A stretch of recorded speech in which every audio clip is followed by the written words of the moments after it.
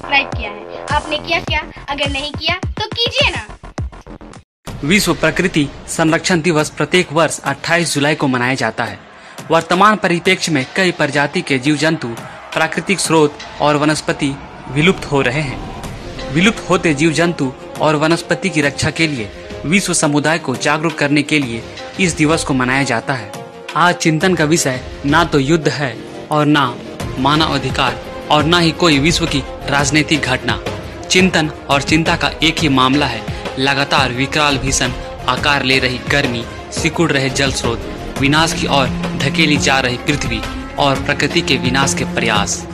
बढ़ती जनसंख्या, बढ़ता प्रदूषण, नष्ट होता पर्यावरण, दूषित गैसों से छिद्रित होती ओजोन की ढाल, प्रकृति और पर्यावरण का अत्यधिक दोहन, ये सब पृथ्वी और पृथ्वीवासियों के लिए सबसे बड़े खतरे हैं और इन खतरों का एहसास करना ही विश्व प्रकृति संरक्षण दिवस का ध्येय है। आधुनिकीकरण और औद्योगिकीकरण के चलते विश्व भर में प्रकृति के साथ बड़े पैमाने पर जो खिलवाड़ हो रहा है, उसके मद्देनजर आम जन को पर्यावरण संरक्षण के लिए जागरूक करने की जरूरत अब कई गुना बढ़ गई है। कितना अच्छा हो अगर हम सब प्रकृति संरक्षण में अपनी सक्रिय भागीदारी निभाने का संकल्प लेते हुए अपने अपने स्तर पर उस पर ईमानदारी से अमल भी करें। दरअसल आज प्रदूषित हो रहे पर्यावरण के जो भयावह खतरे हमारे सामने आ रहे हैं, उनसे शायद ही कोई अनभिज्ञ हो और हमें यह स्वीकार करने से भी गुरेज नहीं करना चाहिए कि इस तरह की समस्याओं के लिए कहीं न कहीं जिम्मेदार हम स्वयं भी हैं। पेड़ पौधों की अनेक प्रजातियों के अलावे बिगड़ते पर्यावरणीय संतुलन और मौसम चक्र में आते बदलाव के कारण जीव जंतुओं के अनेक प्रजातियों के अस्तित्व पर संकट के बादल मंडरा रहे हैं और हमें यह भली भांति जान लेना चाहिए कि इन प्रजातियों के लुप्त होने का सीधा असर समस्त मानव सभ्यता पर पड़ना असंभावी है।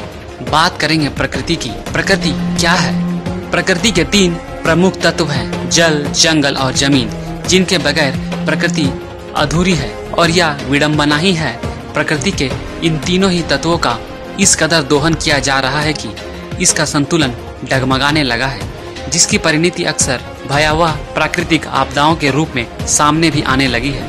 संरक्षणवादियों का मानना है कि बेहतर भविष्य के लिए विकास आवश्यक है, लेकिन जब परिवर्तन ऐसे तरीके से होते हैं जो प्रकृति को नुकसान पहुंचाते हो, तो वे विकास नहीं, आने वाली पीढ़ियों के लिए विनाश का सबब बनते हैं।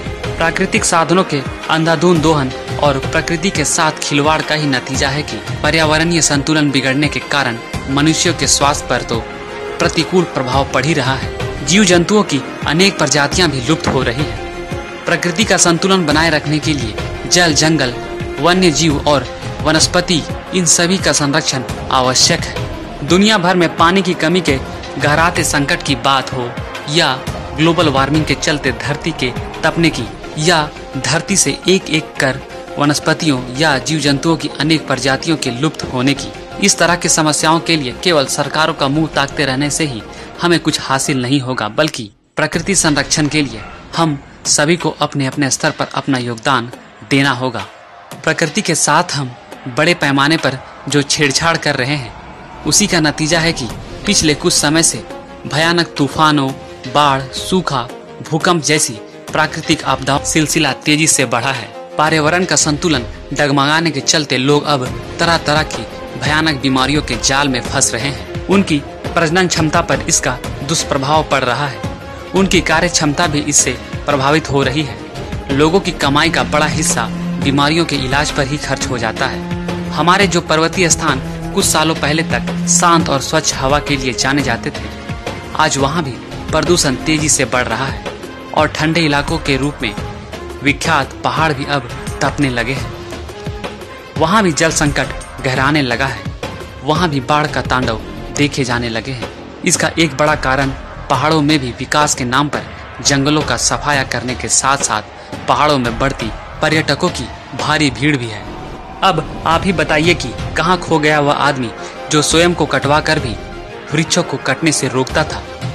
गोचर भूमि का एक टुकड़ा भी किसी को हथियाने नहीं देता था, जिसके लिए जल की एक एक बूंद भी जीवन जितनी कीमती थी।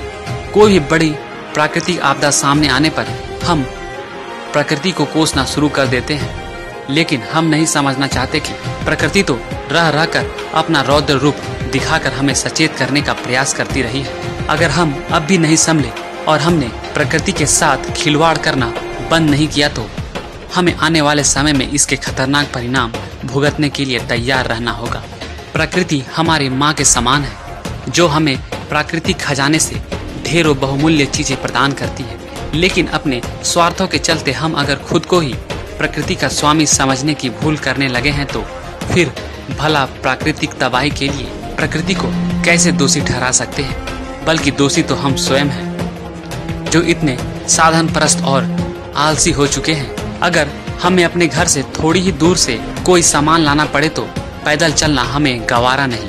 इस छोटी सी दूरी के लिए भी हम स्कूटर या बाइक का सहारा लेते हैं। छोटे मोटे कार्यों की पूर्ति के लिए भी निजी यातायात के साधनों का उपयोग कर हम पेट्रोल, डीजल जैसे धरती पर ईंधन के सीमित स्रोतों को नष्ट तो कर ही रहे हैं, पर्यावरण को भी गंभीर नुकसान पहुंचा रहे हैं और पैदल चलना छोड़कर अपने स्वास्थ्य के साथ भी खिलवाड़ कर रहे हैं। अगर हम बात करें प्रकृति की संरक्षण की तो हमें ये नहीं भूलना चाहिए कि सही मायने में आदिवासी ही प्रकृति के असल संरक्षक हैं, जो प्रकृति से प्रेम करते हैं और प्रकृति के संरक्षण में अपनी अहम भूमिका निभाते हैं। उनकी संस्कृति भी प्रकृति से जुड़ी है। आदिवासी समुदाय की अपनी विशिष्ट सामाजिक व्यवस्था है, जो स्वयं में अनूठा है। आज जब पूरा विश्व वायुमंडलीय बदलाव और ग्लोबल वार्मिंग जैसी समस्याओं से जूझ रहा है, तब हमें आदिवासी समाज की जीवन शैली अपनी ओर खींचती है। प्रकृति से इनकी नजदीकी और मानव के मध्य एक बेहतर समन्वय को दर्शाता है। खेती के इनके तौर तरीके और जंगलों का संरक्षण इनकी परंपराओं में शामिल है, जो पूरे विश्व के लिए अनुकरणीय बन सकता है। सही मायने में आदिवासियों की विशिष्ट जनशैली ही है जो हमें प्रकृति के साथ एक तारतम्य बनाकर आगे बढ़ने की प्रेरणा देता है। इनकी परंपराओं में छिपे ज्ञान को बाहर निकालने की आवश्यकता है।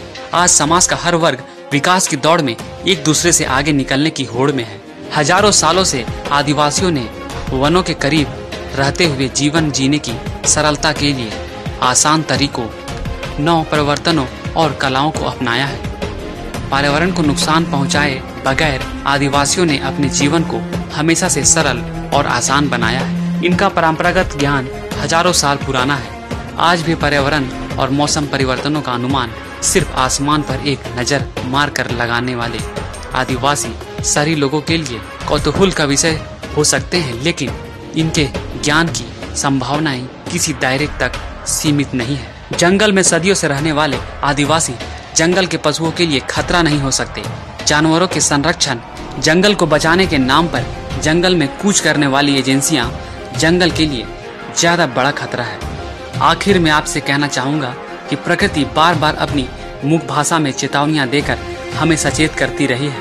इसलिए स्वच्छ और बेहतर पर्यावरण के लिए जरूरी है कि हम प्रकृति की इस मुख भाषा को समझें और पर्यावरण संरक्षण की दिशा में अपना अपना योगदान दें। Bureau report, travel India TV.